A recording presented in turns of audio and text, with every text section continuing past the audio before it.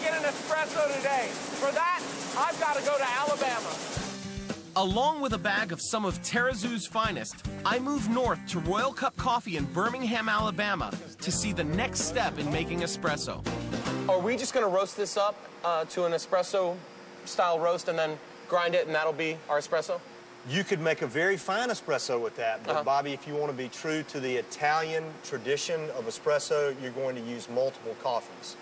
Typically anywhere from 3 to 5, sometimes as many as 7 different coffees in the espresso blend. Roast master Stacy Hawkins is responsible for the delicate task of roasting the chosen blend just right.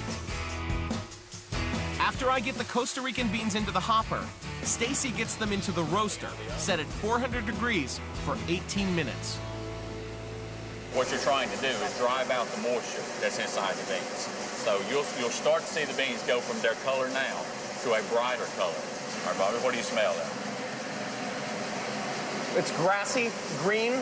Right. Stacy closely monitors the batch along the way. If it gets too dark, he could roast the unique characteristics right out of the beans. The aromas are coming off. Absolutely, and it's starting to look a little bit like dry roasted peanuts, like that kind of roasty legume kind of thing. Right. The reason coffee turns brown is because the sugars inside the beans, as they absorb heat, they caramelize. And as the sugars caramelize, that's what gives coffee its aromas, its sweetness, and its color. So that's what you're seeing here, the sugar's beginning to caramelize. Now I'm starting to see some real toffee colors. Now what do you smell right there? Bread. Very good. What you get is a fresh baked bread smell and aroma coming off the beans. As you can see, further caramelization is taking place. The beans are getting darker. What's going to happen, we're going to lead into the stage where the beans will actually, through the roast, they will double in size. Oh, really? As the water in the beans evaporates, they release moisture with a sound of a crack, a sign that the roasting process is nearly complete. It's about to come out right now. So should I back up? It's not going to hurt you. Okay. No. Whoa. Boy, it is really popping here. Yes. Like, it sounds like a crackling fire. Does every bean pop, or just about all of them? Ideally, yes.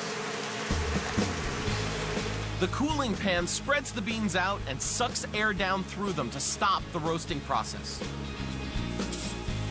Finally, Stacy blends his select roasted coffees together, and a couple of hours later, a fine grind, some steam, and some pressure. Cheers. Salute. Oh, really rich. Beautiful. And it's the Costa Rican coffee that really gives it that deep richness. Oh, yeah. Good stuff. Now that we know where all this great food came from, it's time to dig in. So dig in, everybody. Manja.